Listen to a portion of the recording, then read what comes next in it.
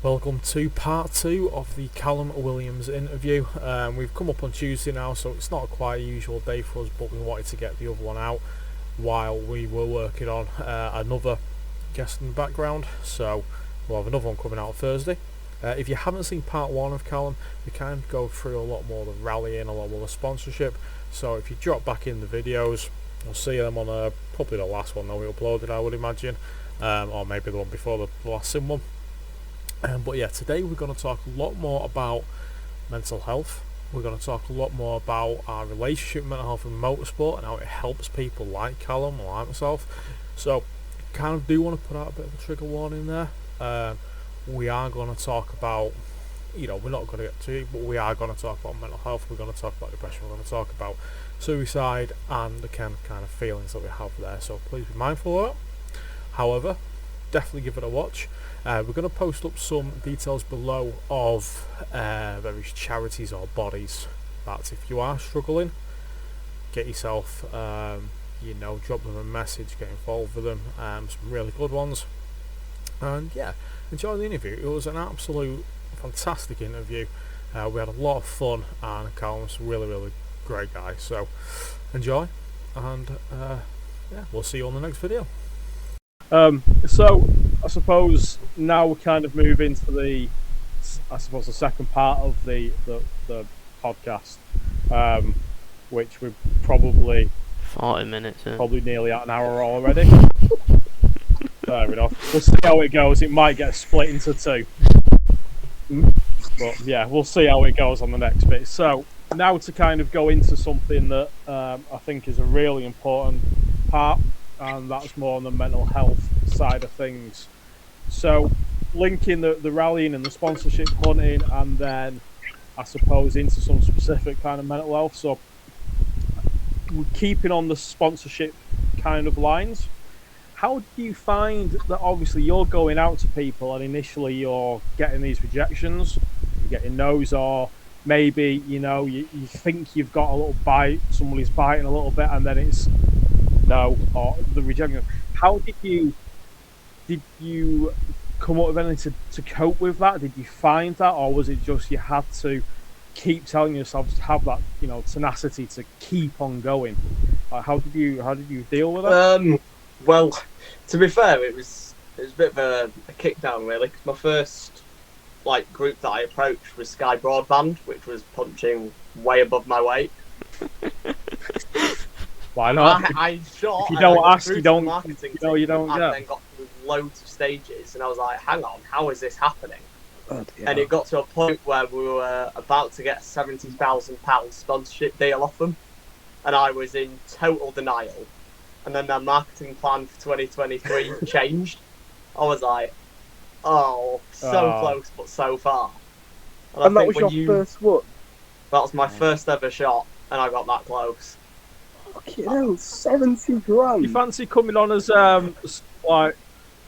fancy coming on as marketing manager for Roadhunters for us? No. I mean, we'll see how we go. Do you know go. the little thing that I was going to pitch to you and Andy? That's sort of to do with it, ish. So but it's hard. Cool. It is hard when you get kicked out. We'll be staying on afterwards. Don't you worry. Oh, we're winning. Yeah, I mean, it's, as I say, it all comes back down to just being stubborn. I think a lot of success comes down to it, because if you just keep getting kicked down but you get back up again, which sounds like a massive cliche, but it's true. Because eventually something's got to give. Yeah. And it's either going to be you, or it's going to be someone that's going to give you that opportunity. And if you don't allow yourself to be the one that gives, well, there's only one more option left. So you have to just keep going. Yeah, absolutely. Yeah. I think you made a really good point then. You said you've got to allow yourself. I think that's a really important thing, that when you are not even necessarily at your darkest steps, but allowing yourself to deserve it, because you do, is a big thing. I think denial, and I think rejection of a lot of stuff, it's probably something that a lot of us, even who don't necessarily suffer with mental health issues, probably face, whether it's in your work life, whether it's in your motorsport or just generally throughout life. So I think that's a really good point. Everyone out there has some form of mental health issue. You know, because not everyone's going to wake up and the day's going to be perfect. You know, people get pissed off for stuff and all that sort of thing. So I think it really does affect everyone. And to see someone like Callum, who they really struggled with it, you know, to then come out on top, it just shows you what you can do. You know, just don't give up. Again, it is just stubbornness. Definitely. I mean, it really started through 2020, and then I think through 2020 at least, every single day that came, something went wrong. Yeah, it was so hard to keep on top, and then by December I was totally off the rails. But I think the scariest thing about it is I didn't realise. So I was making these plans to actually take my own life and wasn't aware of it.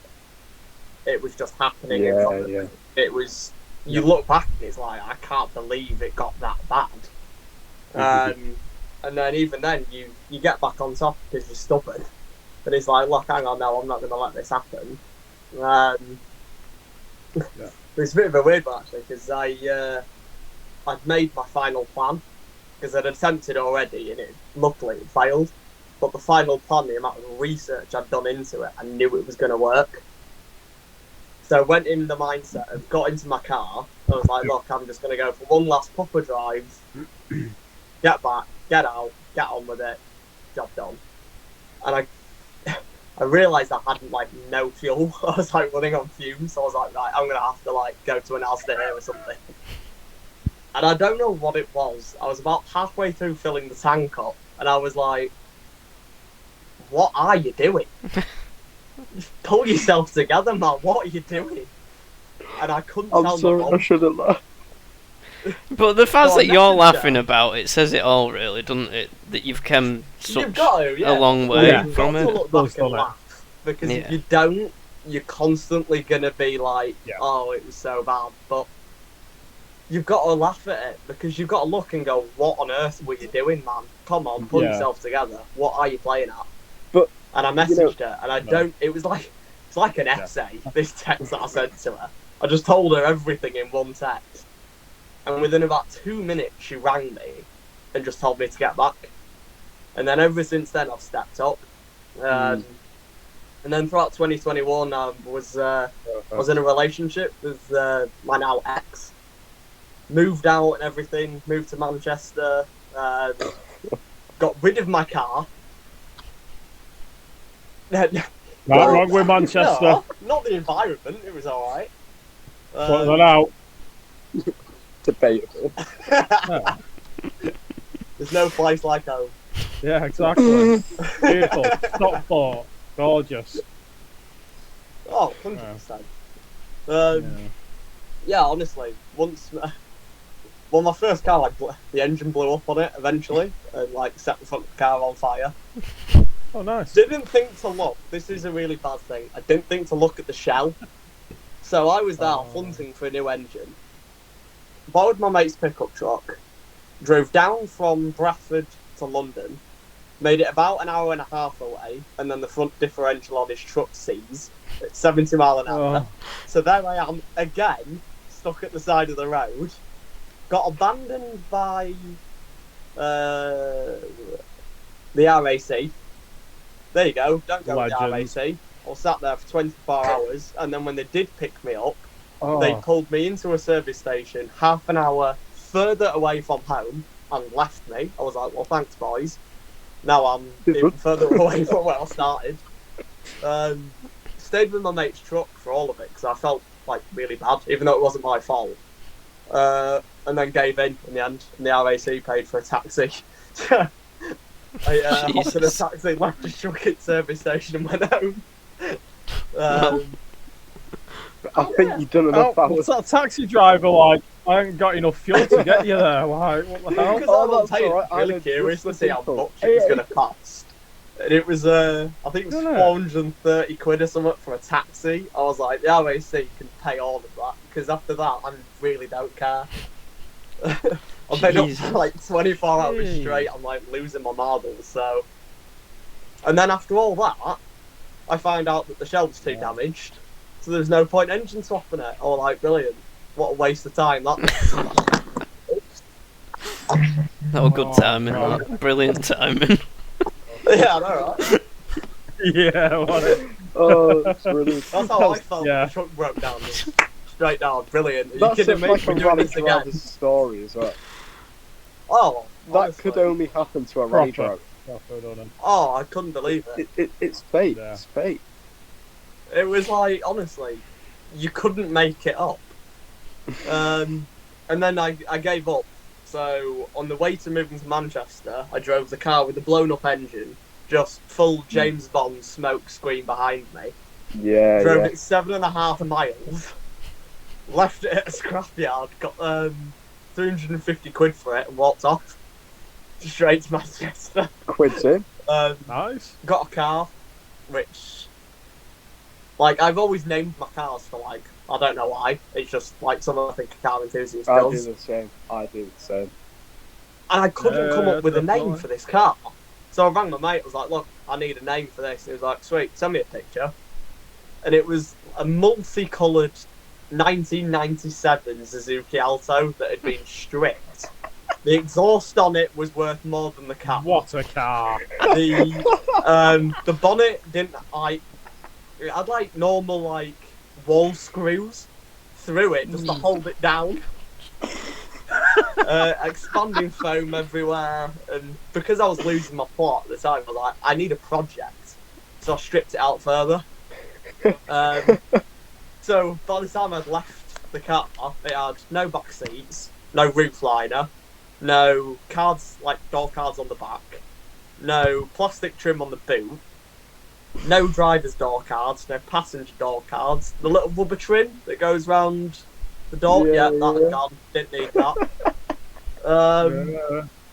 What else did I get rid of? Oh, no steering wheel, didn't console. need that either. Oh, yeah. Oh, here we go. Well, I hoped that the glove box would just come out, and it didn't, No. so I asked my mate if I could borrow his kitchen knife, so there I am at 7:30 at night, in the pitch black with an iPhone top, solving through it. Got rid of that, and the neighbour came round, and there's just like half a car piled up on the wall that I'd stripped. Oh. Found all these nuts and bolts, don't know what any of them were for. Used the dog bag, so just tied them on the back, so I was like, well, if I need something, there you go, that'll do. The little glass That's when that you goes wish in you front had of your cable dials. ties. Oh, I had no cable ties at the time, otherwise it. Oh. I tell you what, there were cable ties holding the front bumper on though. But it had like it was a posh standard. job. It had been snipped. That's alright. But snipped so short I couldn't cut it back off. So I was like, well done, guys. Yeah, the glass in front of the dials, yeah, that had gone. Didn't need that. Steering column, that had gone. Centre, because it was obviously 1997 and like a full base model, so it didn't even have an airbag. So I got rid of the centre of the steering wheel because again, we didn't need that. I guess by the time I was done with that car, it weighed around 550 kilo, maybe Sounds less. like an autograss car. It would have been a great autograss car because I didn't care about it. It was mint. It tried to kill me though in the 3 weeks I owned it so many times.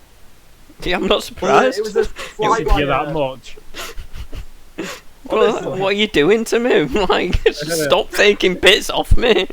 It was a Stop throttle body, and that ended up pinging off while I was driving on the way to the supermarket. So there I am in a 1 litre super loud exhaust on full chat, screaming past a copper, and it's just sat there banging off the limiter. I can't get it to stop. So there I am.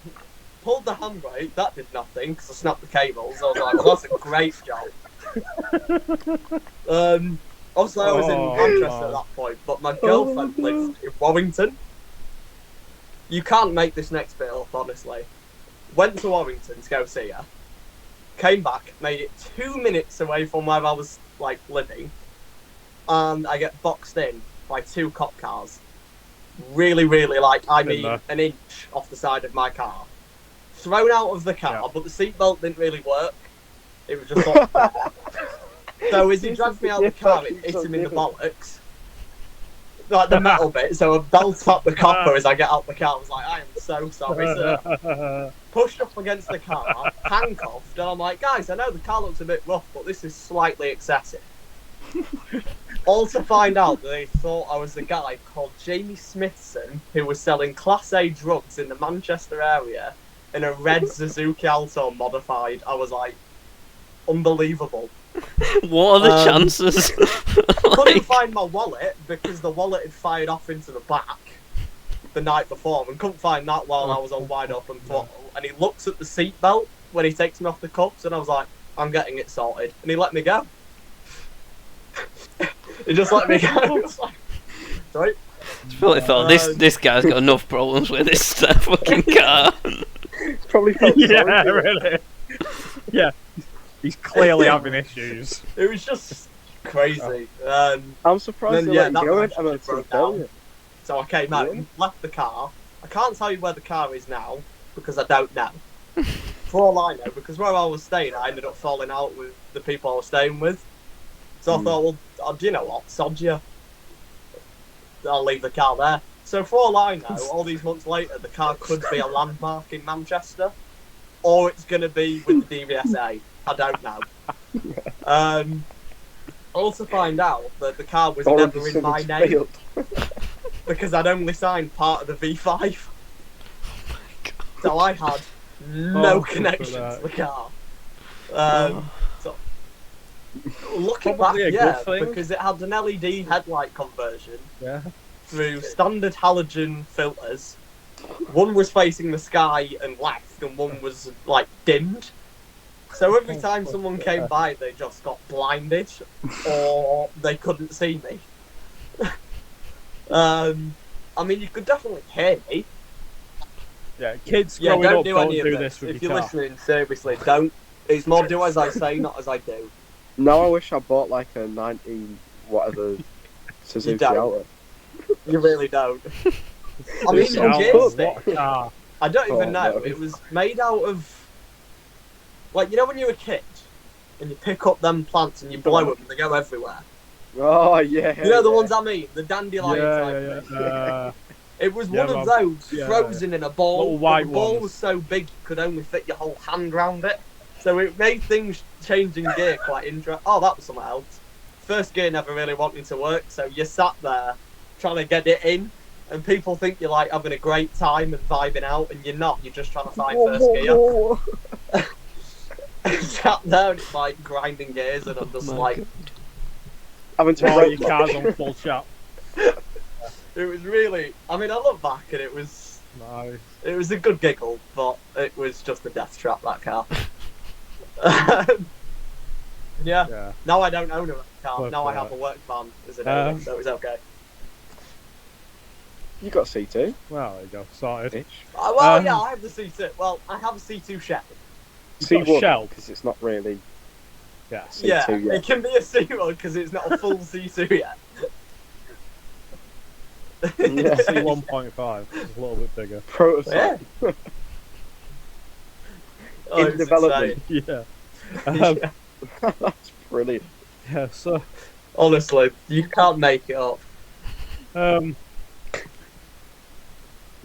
definitely. Yeah, so getting back to some mental health aspects, obviously you'd, like you say, you got to that point where you had then whatever just switched and you realised that you had to allow yourself to do something about it. So, you know, from there, I assume now you've kind of developed coping mechanisms or things like that in order to work. So when you kind of do feel yourself going to a bad space now, which, you know, I think most of it never fully goes anyway, no matter how much, it's always that kind of a battle. So what have you, do you have measures in place?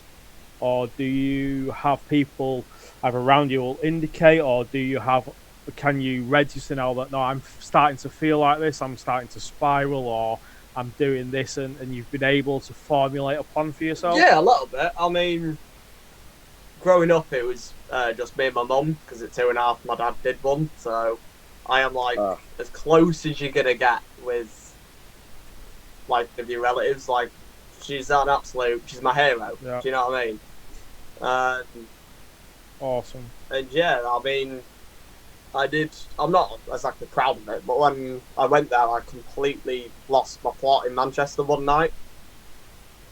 Did something totally out of character and ended up punching a wall.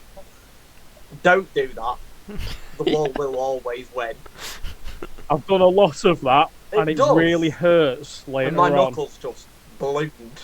Don't try the fight with the I also did that in You'll have to rebuild it. All that. I did that in front of my mum once as well. That didn't go down well. That was really bad, honestly, I'm totally out of character, and ended up having to walk myself to A&E, and yeah, they looked at my hands, they realised something was going on, and then I started getting help there. But at that point, after the first, like, when I sent that text to my mum, I think it was like 2 days later, I ended up on sertraline, which is an antidepressant, which hopefully on the 25th I'll start coming off that, because I'm doing a lot better now.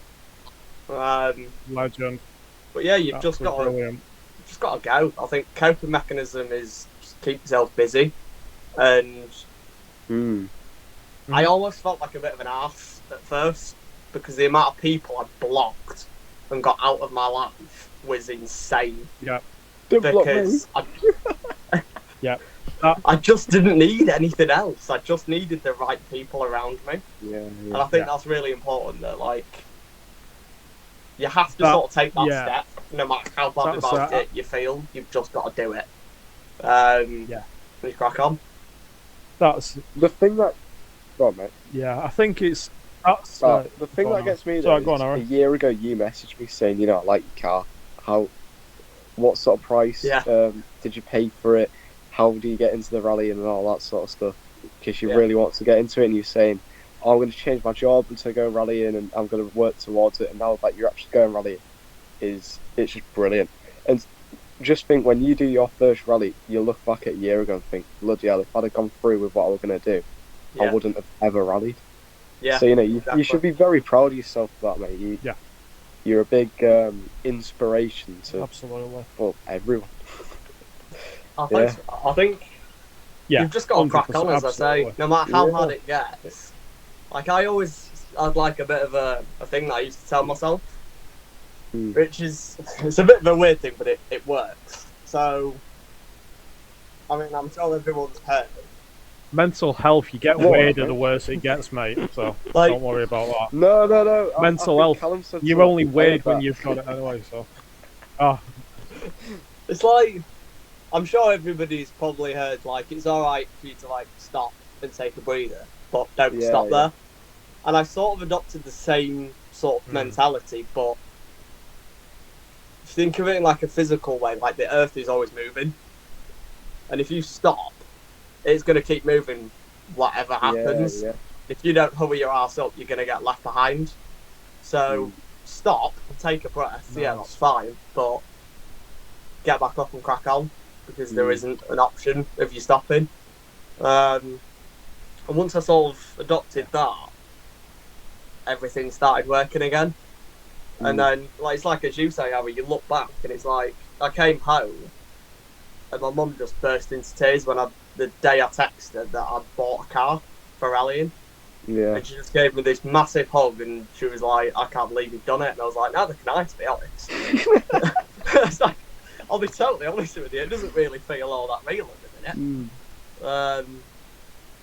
Yeah, totally insane. It's just pushing on, really. The thing that gets me though is when you message me, I have no idea you're going through any of that, you know, and anyone out there could be going through, you know, even Jonathan or Andy, you know, we wouldn't have a clue until they open up about it.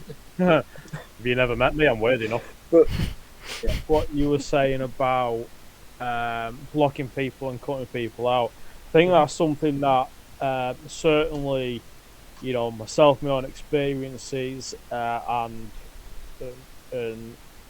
people very close to me, that is a massive step. You know, there are people that you know, you don't you can almost feel guilty because you feel you should be responsible to them. You feel that, you know, and whether we're talking about just some toxic friends who aren't really your friends, whether we're talking about, you know, a narcissistic family member or you know, very manipulative, whatever it is, and you know, everybody has. I think we've all done it, haven't we? Different.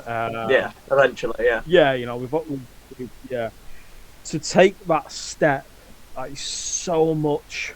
I think, you know, courage in yourself to be able to do that, and I think anybody who is in that kind of situation, and it is one of the biggest things you start to do. And it goes back to what you said before. You allow yourself to start to heal, to start to get better. And, you know, I just want to kind of like point that bit out. It is so impressive. You know, you're not there. You're not responsible necessarily, but it's almost the accountability then comes on you to have to move forward. And if it is something as hard as that, I can assure you that in however many years' time, you're doing that much better, and it started with those steps. Yeah, definitely. You know? You've got to start somewhere, and I think, like one of my best mates, I took him on his first ever rally for 2019 Melton. Ah, yeah. He's come from drifting. So having an escort on full song sideways in the forest, his mind was like blown, and I'm like, this is just a normal Saturday for me. That'd be me. He was completely like gobsmacked. I'm like, this is just normal, mate. That's the zero car. He's at 70% pace. Like, wait until Matthew Robinson comes around or something. You're gonna hear him on the start line. It's insane, and he absolutely loved it. And we were just sat chatting to spectators, and I went, that is what rallying is about. And I think that's massive with mental health as well, is that I don't know what it's like with other motorsports necessarily, but I know for rallying, you're essentially just one big family. You just sat there chatting to people you've never met, you don't know them, you'll probably leave and you won't even remember the name. It's the same with marshalling as well. It is, isn't it? You just sit there and everyone's helping each other.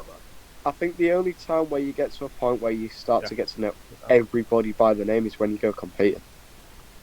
Yeah. Or if you're involved with like the competing and that sort of stuff. That's what Alex told me. He turned around and went, everyone in rallying knows everyone. Yeah. It's like from the outside, everyone sort of knows the main guys, but when you're involved, everybody knows everybody. Which is why it's quite cool. Like, when I put my post up about signing my contract, everyone was like, oh my god, he's pulled it off. And I'm like, yeah, you're telling me. Like, the local paper's starting to share it, and I'm like, well, hang on a minute, I'm just a bloke. Like, it's like locally it's been made out like I'm some sort of hero, and it's like, I'm really not. I'm just a normal guy going for a not so normal job. It was like when I did my first rally as a senior, so after I'd left juniors and whatever, at Melbourne, I turned up at the rally, and the guy who was like taking the passes and letting everyone in went, are you Ari, are you? I was like, yeah. And he goes, alright, just wait here a second. Went to his car and came back, and they had a card. I think it's in the motorhome, so I can't get you it. But it had a K on it, and it said, good luck, Harry.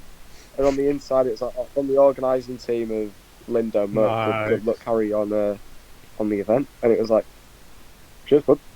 That's pretty cool, that, it was really good. You know, it's a great feeling as well. And although the rally didn't exactly go as planned, it did sort of make a difference. Yeah, definitely. Lift your spirits up even when things don't go to plan. Yeah, I think you're right about that family, and I know in, say, rallycross, for instance, you know, in the time I've been involved, I'm not competing yet, but you know, the people you meet, one day. That's the first attitude you need to have this year. Is tell everyone you're going to do it, and then you've got ultimate pressure to have to go do it because everyone's watching now. I just wish you wouldn't tell the same person all the time. Nah, yeah, but that's because I speak to you two the most. People. Yeah. Always different ideas, and then you always hear the same idea more than once. Yes.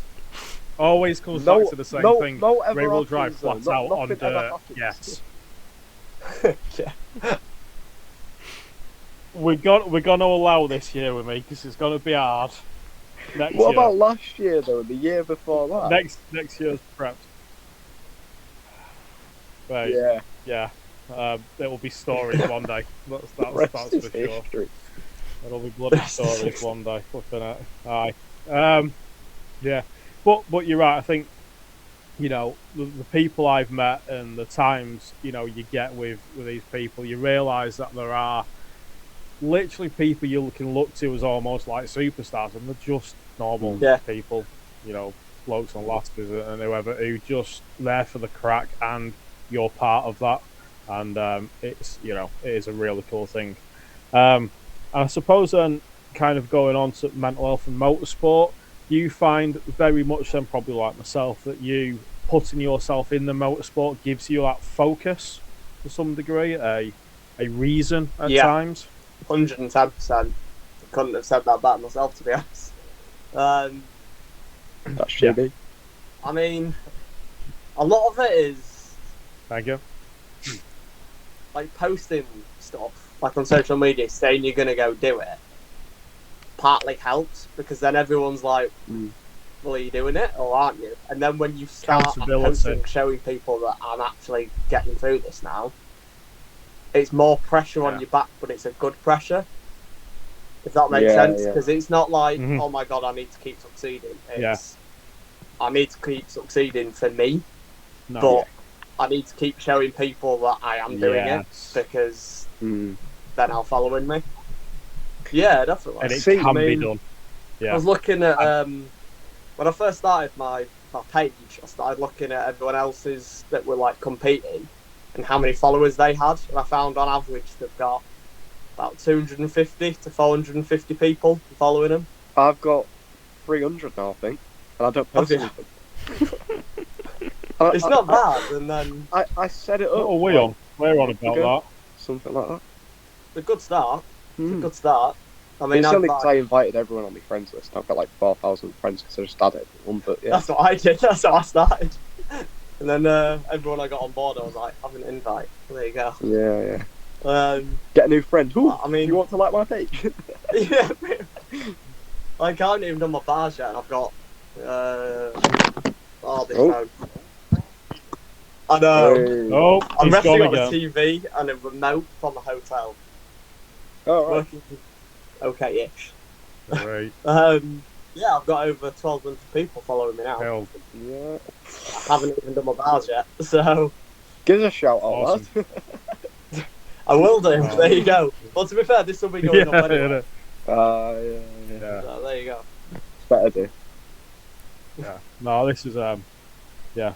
No, but I think that's really cool. Like you say, it gives you that accountability. It gives you a little something that, these people are following me for a reason. Like, when we got followers, me and Andrew, when we started this, it was literally, we sat here bored. I was struggling quite a lot, to be fair. Obviously the pandemic. Oh my god. Can't believe this now. And should we try?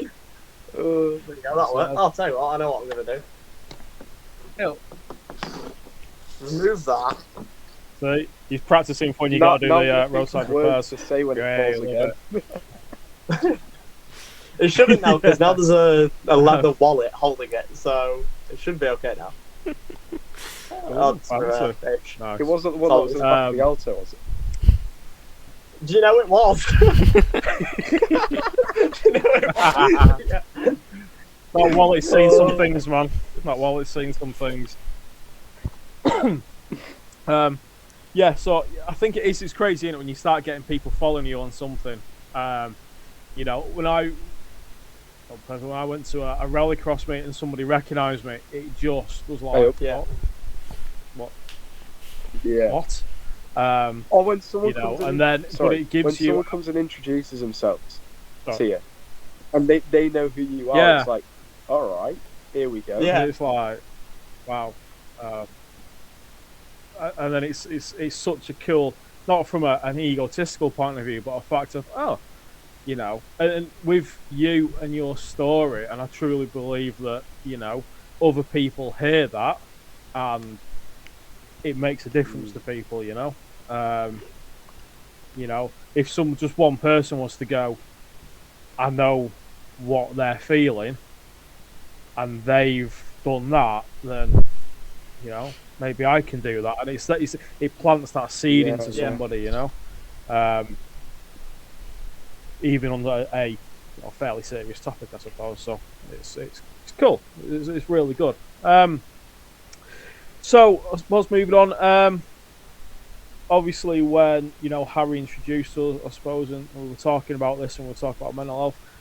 What does being open about mental health, what does that kind of mean to you, do you think? Or because you are not obviously vocal, but you will put it out there that this is helping me with that. So what's your massive, but I think everybody handles, like, if you put 40 people in a room and gave them the same situation, they'd all handle it differently. And I think it's all about finding what works best for you and then committing. Because what works for me might not work for someone else. I hope you sponsorship find that what works for me is... them after this. It's like, what I find works for me is telling people you're going to do something and then go and do it. Because if you tell someone you're going to do something and then nothing comes of it, they're just going to think you can talk the talk, but you can't walk the walk. Which, I know, again, is like a massive cliche, but it's so true. Just full of cliches. I know, it's really bad. Cliche Callum. I'm sat there, I heard the words coming out of my mouth, I was like, there's another one. Brilliant. No, but the thing is, it just shows you keeping it simple. You're not overthinking things, you are just using what's It's there. just a chat, at the end of the day, Yeah. and I think, especially on this topic, you just need to be real. Yeah. I think if you start trying to be fake and Yes. go, oh yeah, it didn't hurt that bad, and yeah, it didn't get as bad as it did. People are going to know that, It's not and then helping no anyone. one's going to listen. People are going to turn off. Yeah. You need to just be real. Yeah, I think, that's a tricky thing in today's society as well. Yeah. You take, social media, for all of the positives that there are with it, there are so many, Instagram and influencers, but that have this perception of what their life is. And, we can guarantee that most of those people on Instagram and whatever else, that's not what the lives are. That's what you're seeing. You're not seeing the behind that.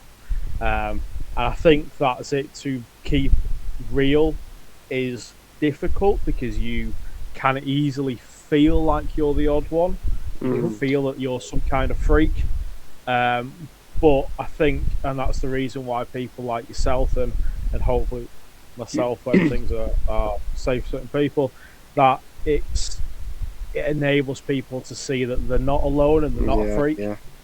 That it's all right, It shows them that the vast majority of people are what they are like.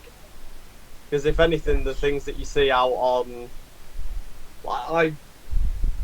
I'll throw like a random statistic out there. I'm going to have a guess at least 65% of what you see from like if a model or something posted a picture, I almost guarantee that has been edited within an inch of its life. Yeah. And you see the original picture and it's a different person entirely nearly. And it's like... Yeah. I mean, it's just to sort of add insane. to that. Yeah, just to sort of add to that. Social media is so toxic. It's so easy to just judge someone. And, certainly myself, I struggle posting stuff on social media, going out there and telling people I'm going to do it because, I don't know, maybe I'm just a little bit afraid someone's going to say, oh, no, this, that and the other, and haters are going to hate, but at the end of the day, if I get there, I get there. If I don't see why. I would say do post it, and I'll warn you now, there is going to be someone that is going to comment on your post going, nah, you're never going to do it. Yeah. Like, I put a TikTok on, and there was like a trend going through of like pictures from your past and pictures to now. And it's stuff like, oh, you should dress better. And then you dress better, and it's like, well, how's this? Do you know what I mean? It's that sort of post. And someone commented on the post saying, and now the next thing to do is to stop posting TikToks. And I just replied back publicly and went, you're free to leave. I innit? You don't choose to look at this. You have an option, and they made a decision to post, and it's like, what you're saying could affect someone. Yeah. It hasn't affected me because I don't care enough for it to let me. Yeah, see, I used to, but I'm not going to let them now. So, do what you want, I don't care. It's like, come along or don't. I'm going to do it. I think I've been quite vocal saying that I am going to eventually make rallying a career. Yeah. And I stand by that because... Rightly so. In my eyes, there isn't another option. You've just got to get on with it and do it. It's like... Yeah. It's like me and Harry were speaking the other day. Like, it might have been yesterday, actually. It was yesterday. About having, like, stage battles, and I'm like, I cannot wait for that. Because it's going to be good. It's You friendly need 1600, me 1300. To be fair, you've got the experience on me already, so it's going to be me on the back foot. That's nothing, that is nothing. His experience is rolling cars, remember. It's fine. Well, to be fair, mine's blowing up engines and setting cars on fire and not being able to stop. So at least if I roll, I'll be able to get the car fixed and get back to the finish. Whereas if you blow an engine, that's it. You're off home. Yeah, pretty much. Oh, if you're gonna buy a French car as well. Sorry, French, but your cars aren't exactly up to scratch. To be fair, what's really bad is I'm a massive Vauxhall fan. So the car I wanted was either a Corsa. Please wearing a Ford t-shirt. How does that work? There isn't any big Vauxhall teams. I'm really picky when it comes to cars though, and I find the ST150. Yeah. The Fiesta that's a quick car. But I'm sorry, but it just sounds so boring Andrew, going through the forest. Hear what he's saying. Look. Mine sounds good. Not that bit. Ignore that bit. Sounds like something I'd find at Tesco's. Like, Come on. Like, I was on Raponian, and I swear I thought Matthew Robinson was coming over this crest, and he was going to be dancing over that crest sideways. I'm sorry, but when a Citroen C2 came over on full song, my jaw hit the floor. I was like, I can't believe that this tiny matchbox of a car that looks like a lunchbox is absolutely singing. I was like, oh, now I'm scared because that's what I'm getting. So yeah, I've always been picky with cars, but I think with it being built by Alex Taylor, I think I'm going to be okay. I hope. I mean, he's a perfectionist. He doesn't let things go until it's bang on. So I'm hoping I'll be okay. Yeah, you'll be alright. I'll tell you when if I've got no okay sign on the side of the road, it hasn't gone to plan. I'll know you're okay. Yeah. I'll sit there like Ollie Mellors at Cambria and I'll just give you the thumbs up but look really sad.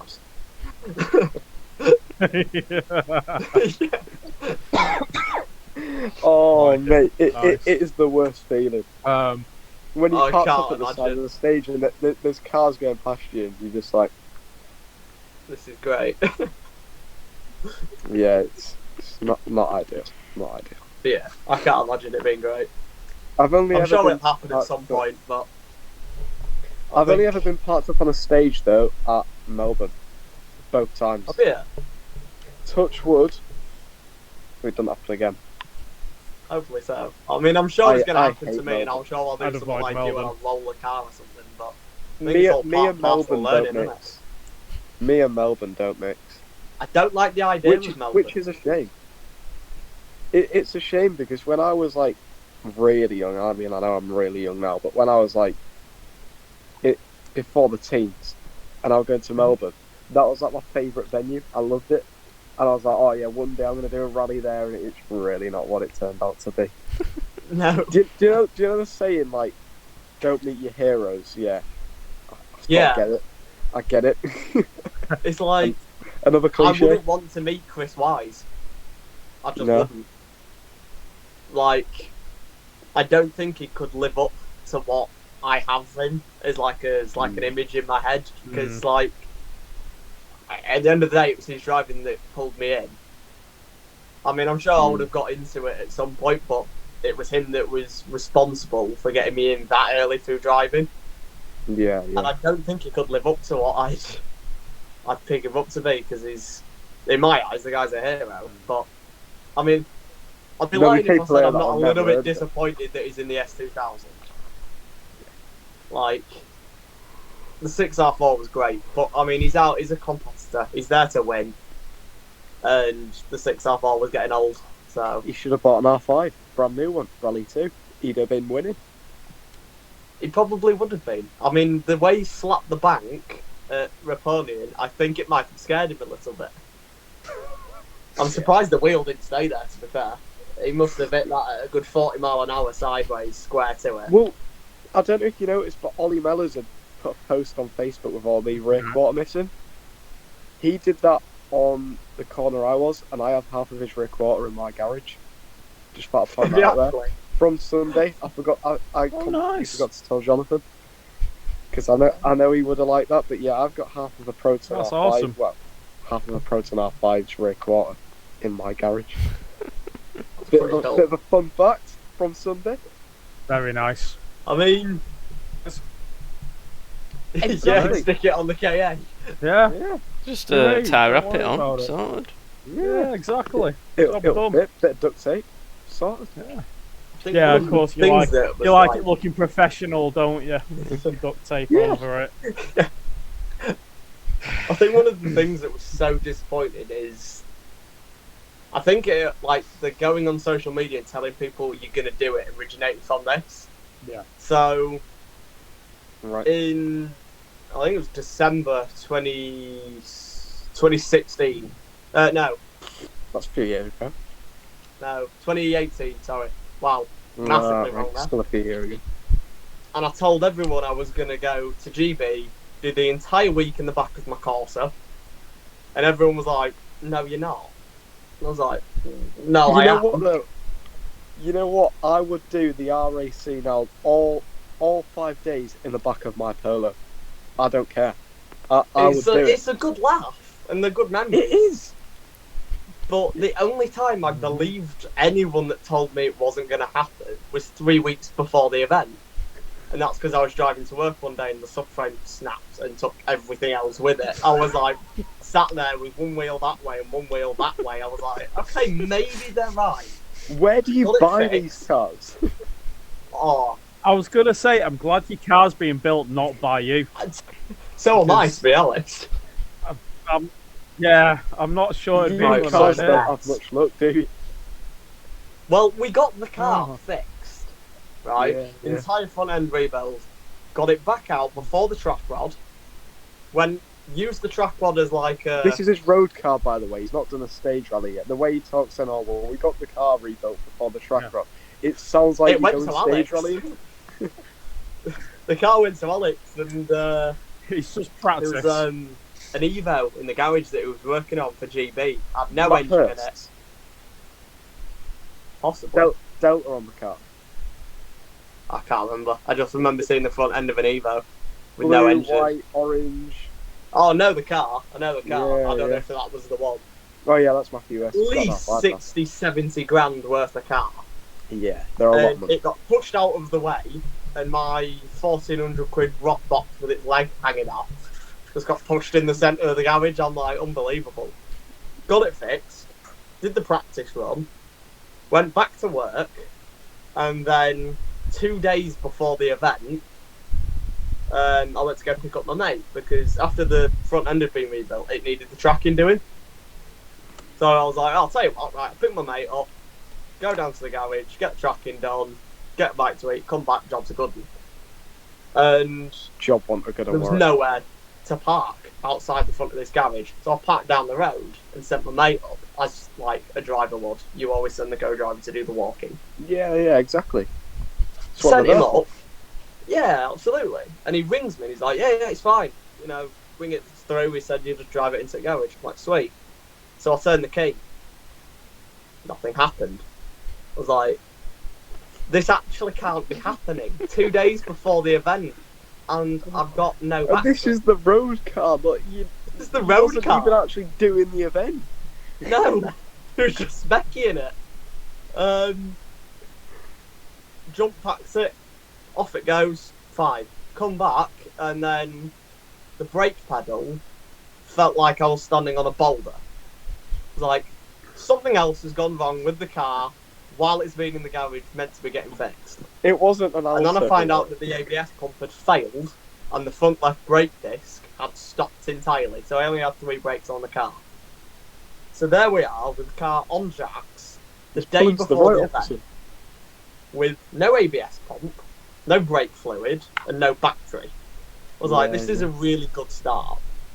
I'd planned to go down to Wales from home for 12:30, like running it like a rally, essentially, just getting in the spirit. There I was at 12:30 in the car with no battery, no brakes, and getting the ABS pump on. And we didn't leave until I think it was about 5:30. We had to re-bleed all the brakes and everything, and we got down there and we did it. And it was just ultimate legend. Like there was a guy who mates with called Gary. And I'd been speaking to him and he sort of gave me a bit of tough love and he was like, shut up whinging, crack on, get it fixed and get down here. And it was exactly what I needed like at the time. And he saw me leaving Shakedown and he was like, oh my god, you actually made it. I was like, I don't know how. Followed by having Reece Yates sat up my arse in a Hyundai R5. Good lad, Reece. Good lad. I've not met him in person, but I've spoken to him a couple of times. I think. So you have met him in person? Oh, you mean, yeah. No, online. Yeah. Oh yeah, when that thing came past me, I was like, I'm deaf in one ear now, thank you. Yeah, waving. Well, when he was behind me, I gave him a thumbs up and he waved at me. I was like, yeah, he's seen me, it's okay. But the amount of attention I got in that car was unbelievable. Nice. And that was actually where I met my co-driver. Right. Good job you went. He turned around and he was like, he will always tell the same story from this event. So I met the rest of the group at Dublin. I was there in November. Right, so you know the access road going into it? Yeah. It's a stage, isn't it, essentially? Pretty much. Bombing it in this tiny little Corsa on tarmac road tyres, sideways over crests, slapped a bank, and in his words, it was, how you didn't roll that car that weekend, I will never know. And I'll have to send you a picture and you can put it in your video. And this guy wants to you just sit see in the the dirt car on the rear wheel and the rest are sort of clean. Yeah. You know that's where I hit the bank. Yeah, insane, honestly. Shall we do the quick fire questions? And then we'll quickly wrap up the mental health bit. Cool, and then we'll go on for that, I think. So, kind of getting back to that, now you've gone through, obviously, at your darkest dark, if you like, you've found the fact that motorsport is very much an outlet for you, so you focus on and pushing and almost your way of, speaking out, which I think is really cool. So, how, I suppose, getting a little bit more, play up Molly, my cat's there at last, a little bit more into how you coped through the time. As a male and a young male, did you find that you did struggle to open up? Yes. Did you find that the, social, economical kind of views of and almost the hypocritical lines of the it's okay to talk, but then you kind of get worried how people react. Did you find that as a very much a pressure? 110% at first, because sort of society tells you that men aren't allowed to speak, and yes, in actual fact, I mean, we are just people. We do have struggles. Yeah. Some are the same, some are not. But yeah, I think at first it was hard to open up, but once, it's like as you said, it's like once you break that barrier, it's alright and everything flows a lot easier, but it's breaking that barrier that's the hard bit. Which is where you've just sort of got to go for it yourself, I guess. Figure out which works best. Yeah.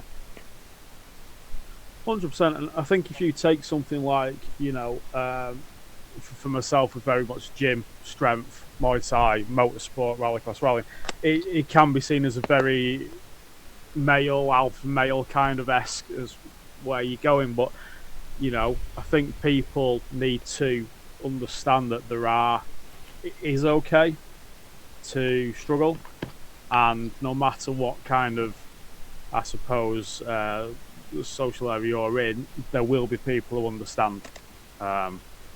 So I think it's good that you said that, but it's also good to show that you then came out the other side and was able to change that and kind of move forward. So obviously, you've got the kind of rallying as the outlet. I believe you gym as well and things like that to try and cope. Did you ever find, I suppose, more in the way of a comfort, a security, did you have a coping mechanism that when you was bad that made you feel secure or safe? Was it, say being with someone like your mother, or was it anything like that? Or I'm laughing because you're saying secure and safe. A feeling of that. It was an interesting one because yes, in one respect, just sitting and chilling out with my mum was one of those. And the other thing, this is why I'm laughing, because it's not exactly safe or relaxed, but it was an element of feeling alive, which I think you already know where I'm probably going with this. And that was going out in the same car, the Corsa, and yeah. I think you know where I'm going with that. Doing what late you at gotta night. do. Go out and do what you gotta do. Yeah. No, the amount of times I came home and the brakes were steaming because I'm left foot braking through corners is unbelievable. But brake fade at 100 on single track roads. Yep, been there, done that. Yeah, it's scary. It's scary when your foot are hard down. And on a private road, obviously. On a private road. I passed my test last week, by the way. Yes. Yeah, I saw that. Yeah. Already experiencing brake fade. No, I think very much. You're what, in your test? I think, No. Scare the absolute daylight out of your instructor and then realise, oh, no, sorry, this is my driving test, not my bars. My mistake. Handbraking it round. Corners and everything. Moving on. Moving on. So things like that. So, if you, obviously, like we said before, everybody's different in the way they respond and in what they need, and obviously some people are going to think driving all night long is stupid. We don't, obviously, because that's kind of what we do. But if you was to give advice to someone who's maybe they don't necessarily have issues themselves, but they know someone or are with someone in terms of when that person's in distress, how would you feel is best to kind of approach them? Would you give any advice? Of obviously some people want to be left alone, some people need comfort, some people need attention, but is there a way that you've learned is a good way to kind of initially approach someone? Do you think that is, or even just how people would approach you that you found helpful? It's hard because I think the way that people approached me was jump on and like full on as much support as you can get. And I think initially that's not what you want. I'll solve all your issues for you. Yeah, them sort of people. Yeah, and it's like I don't want that. I just want some space at the minute. Yeah. You just need to sort of gather your thoughts, put them all in line, and then you're all right. So in terms of like approaching someone else, it's hard because I put myself in their shoes and I'd want to do the same. You'd want to go and you'd try and help that person as best you can, but sometimes they don't want that.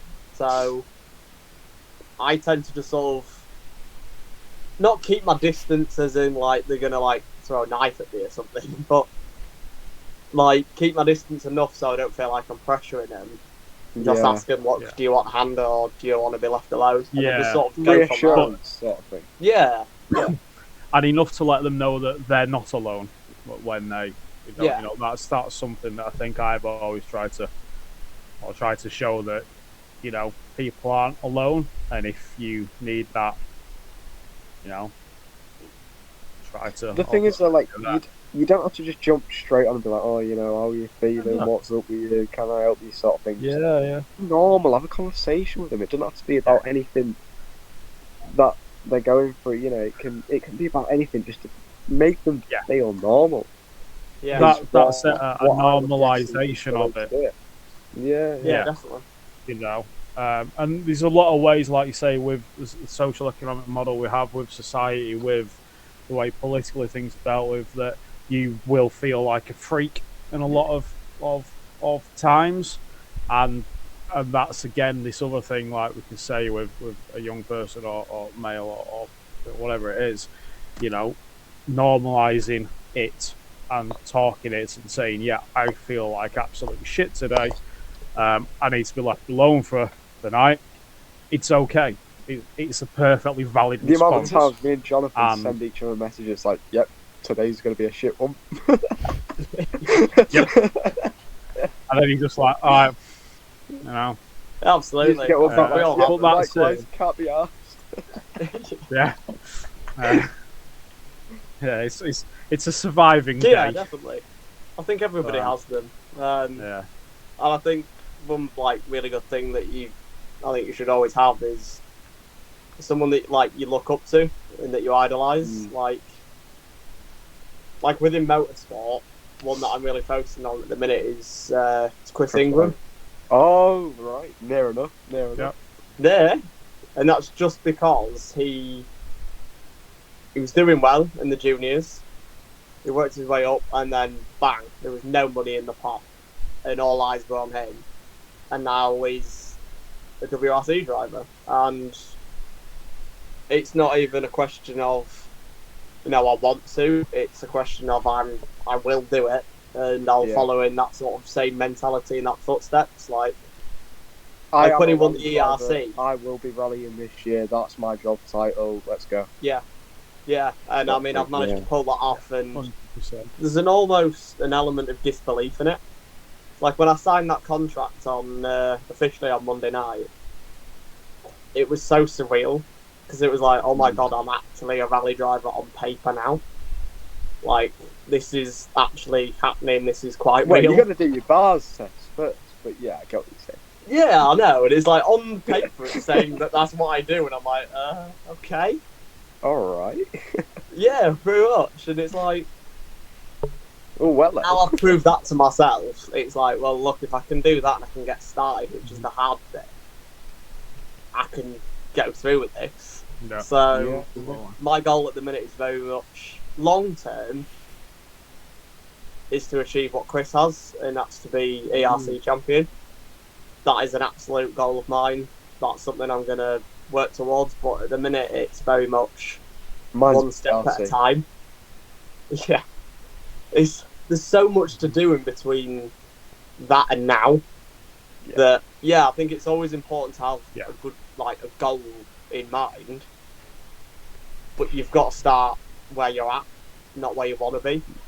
You need these little goals as well. You know, it's alright thinking, oh well, in 10 years I'm going to be an ERC champion, but how are you going to do it? You know. Like, what are you going to do this year? Like you've said, you want to finish rallies. What are you going to do next year? All right, I might try and win the championship. The year after that, okay, well, I'll try and develop into something else, you know, maybe an R2. And I'll learn in that the year after. Yeah, we've had a learning year. Let's go for it. Let's go for the championship. All right, that didn't work. Let's have another go. Yeah, definitely. I mean, the championship you're in at the minute. Building, you know, yeah. It's like, it's not a very popular championship at the minute, but it is a championship. Yeah. And it's a goal to reach. So this year is all about learning. Next year I'll look at entering that championship and sort of, I don't know, we'll sort of judge it, I think, to like event by event. Yeah, like, if I do event 1 and 2, for example, and I realise actually I've got a shot at this, then we'll look at going for the championship. But if there's still work to do, then we'll just get the experience and we'll build up until we get to You're not going to win the championship on the first rally. Yeah, absolutely. It's if you finish it and you get points on board, you're always in contention. Absolutely. Just don't let someone run off with it, and then you're always in contention, really, aren't you? It's like with OGA. I think that's why he's won so many, is because he doesn't necessarily go out and win every single event. He's not straight out the block, is he? You know. But he's always finishing 3rd or 4th. Yeah. Whereas someone like Newville, who is incredibly fast, could finish 1st in 3 events and retire against a crash. I read somewhere on Dirtfish that the reason Richard Burns signed for Peugeot was because he wanted to be the first driver to win the championship without actually winning a rally. So he had a car that he knew was reliable up to it, but wasn't necessarily a world beater. Yeah. So he knew he could have possibly achieved that goal. Yeah, definitely. I think consistency is key. Yeah. You already knew where I was going with that. I think as well when you look at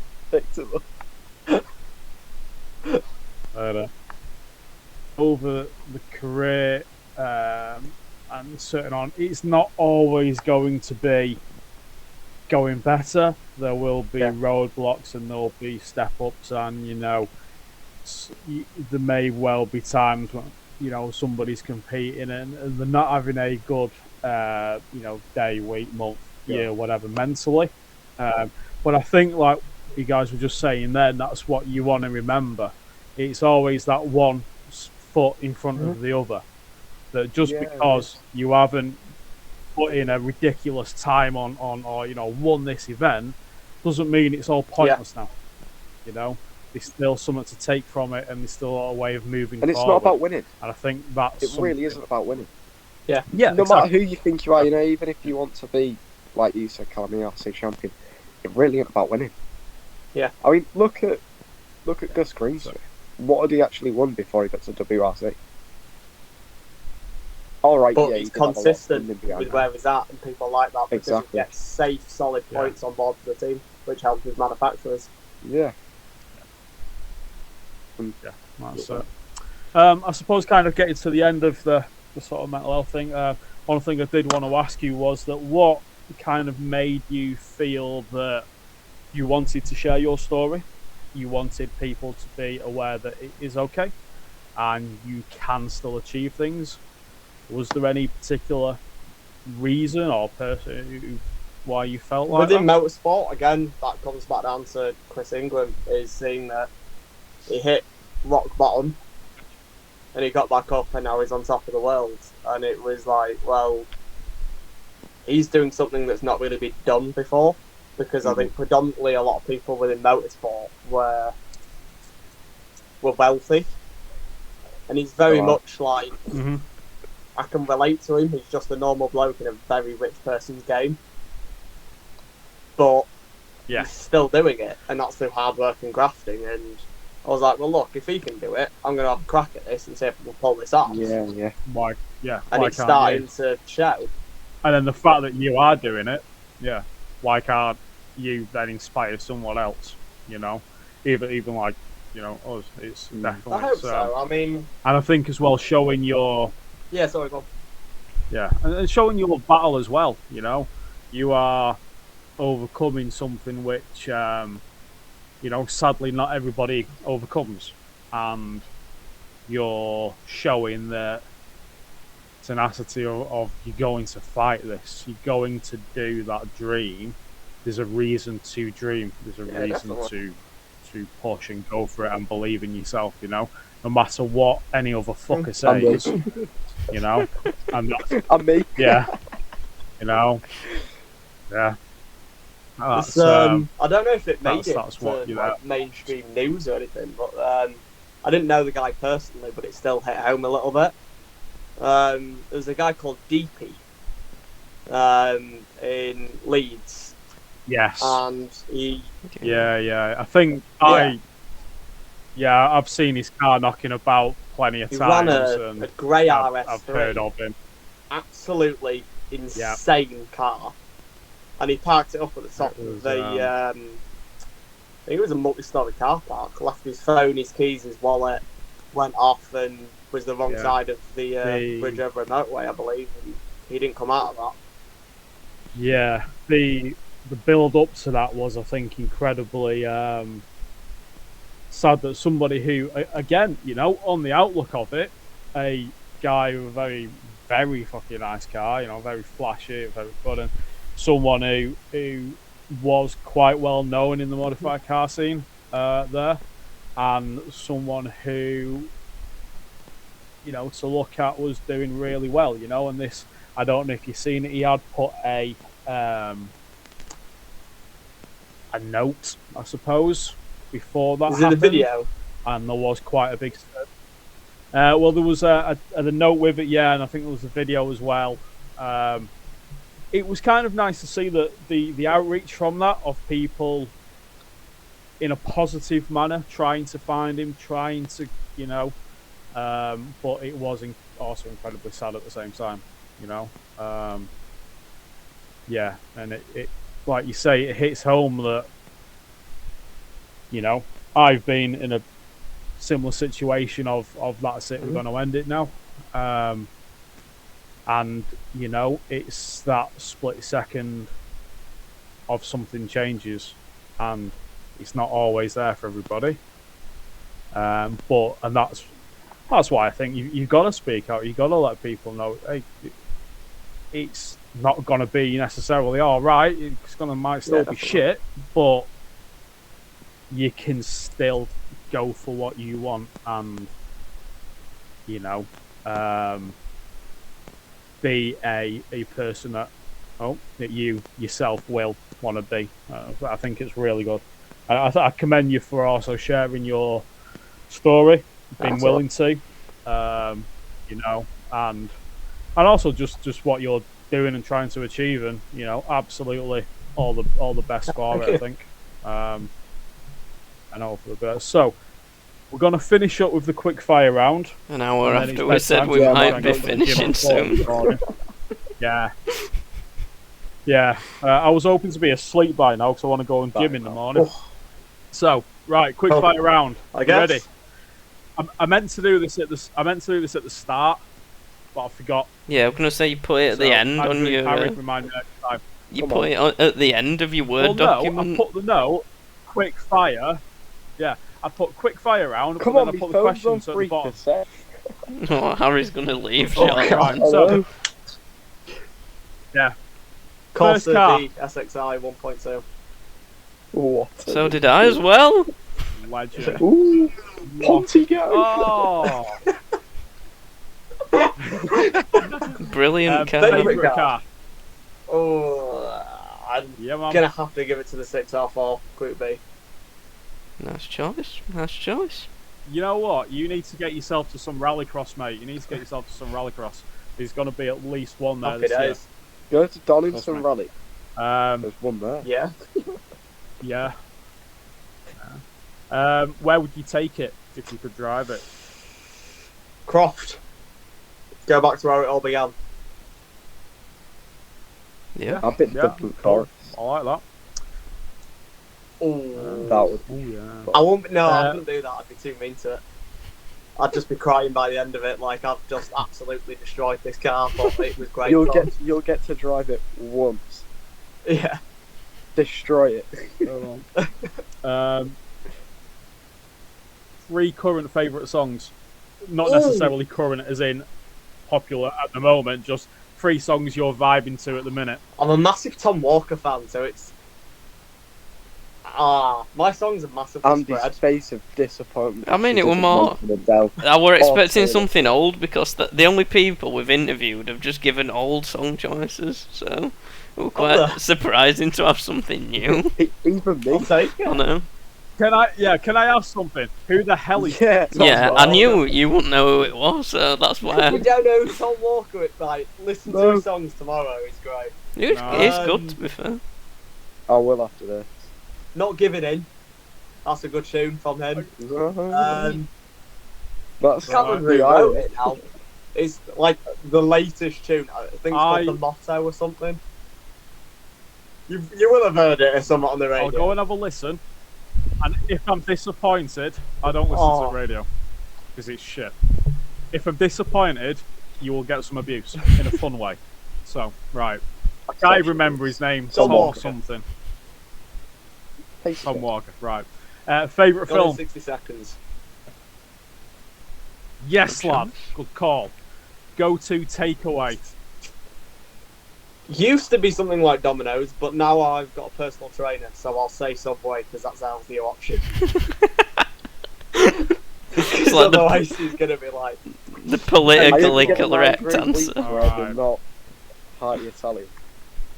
Oh, it used to always be hearty Italian, Yeah. but now I've got to be like a good boy and like sit on the brown bread and look miserable. 9 grain weight. It's not what I wanted. Can I have a cheese sandwich, please, on an 9 grain wheat The bread? things... Literally, right? The fact that my car is as heavy as it is, and I've spent a life of strength sports being as heavy as I am, is the only reason I've realised I've got to actually lose weight for a car. Not because my knees are falling apart, it's because the likes of you guys being light and shit. Well, last time I weighed myself, because I'm the Light and PT, good. we're trying to get bigger. So I was 64.3 kilo last time. I've shot things that big. I'm 8.5 stone. Right. I don't know what stone is. I always Me break dog's heavier than you. Me dog Probably is is. heavier than you. I come from strongman and bloody Olympic weightlifting. Yeah, but You're screwed, man. this is why Right, I okay. would be quicker than you in a car. You'd probably be quicker than him anyway, so won't worry about that. Yeah, I pretty don't much. want to say.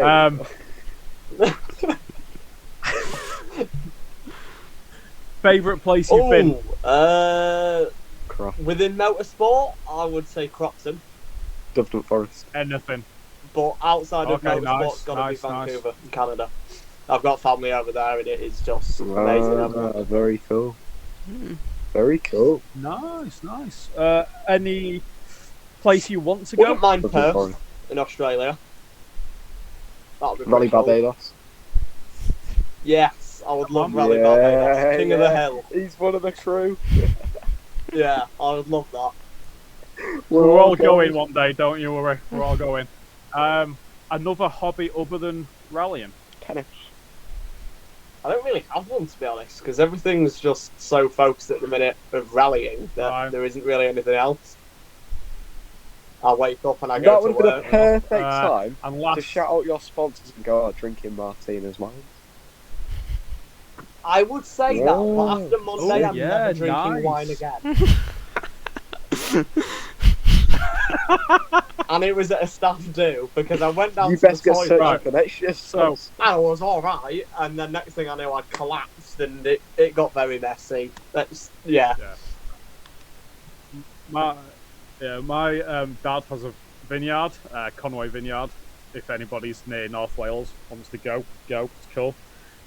He makes a point that his wines are low in sulfates, so your hangovers less. As long So as it's not like sort of Yeah. Germany roads, so you know, if there's a rally that goes to it, I don't want to take out like an acre of his vineyard because, I wouldn't want to buy the bottle of wine after that. Yeah. So No, it's fair to say then your sponsors No, have some unfortunately you weird won't. shit. To be fair, they sell some really decent stuff. Like it's gonna sound like I'm proper bigging them up, but credit where credit's due to them. Because the history of that company, everyone automatically assumes it's like really expensive. and one of the main questions that they ask you as soon as you come in is, what's your budget? And they'll get you the best thing that they can for the money you want to spend. Yeah. So, yeah, credit due to them. Cool. They do a good job. And then lastly, one fact we wouldn't guess about you. Not a lot of people believe me on this, but it is true. I've flown a plane. It's a pretty cool fact. Oh, legend! So I used to be an air cadet, so I've flown a Grub Shooter 115E at 90 degrees. But it sounds cool. It's a tiny little plane that's been highly developed by the RAF, and it's your first plane that you have to fly to become a fighter pilot. So it is like silly responsive. It's pretty cool. You're basically living. It is pretty cool to be fair. But rally cars instead of motorbikes. Once you can drive a car, cool, man. you can drive a car. I'm down for that. Drive a car. You can fly a plane. You can fly a plane, apparently. You can do all that. So. Maybe. I've been Aaron Walshaw. This has been the Roadhunters. We'll see you next week. Exactly. So, yeah. Well, thanks for that. Yeah. Cheers, mate. I said that just in case thank my you very phone much, Callum, dies for 'cause coming it's on. 1%. It'll be great. I'm going to send, just on the mental health topics, a little list to Andrew of just some people who are kind of out there trying to raise awareness. You know, the people like Driven Minds, Sad Boy Race Club, Team Principal, all those kind of people, and obviously, no. Oh, have you not? They're doing some cool stuff, man. A specific motorsport focus, and then you've got people like Sad Boy Race Club and Girl Club, who are doing profits of their stickers and what have you, 10% of that going to Paris, which is a young person suicide prevention charity. Really good there. You've got Driven Minds, who's doing some events. She's done fantastic and really another good year with, you know, charities that were going towards Mind, who obviously have had a lot of their funding cut from the government. So, you know, there's a lot of cool people out there. A lot of people obviously hopefully will be able to do things with as well. And again, just, you know, anybody listening to this who have thought, you know, you're not alone. And this trying to find charger. We keep going. It's a reach. He's trying to find charger. We'll call it a day. Great. Yeah, thanks for coming. Got it. Right, that's enough. Cool. Stay safe. Links and shit down below. Thank you very much, Callum. Looking forward to this year. We'll try catch up at the end of it and see how it's gone. Thank you very much for having me. No, cheers. Thank you very much. Cheers. Bye, everybody. Stay safe.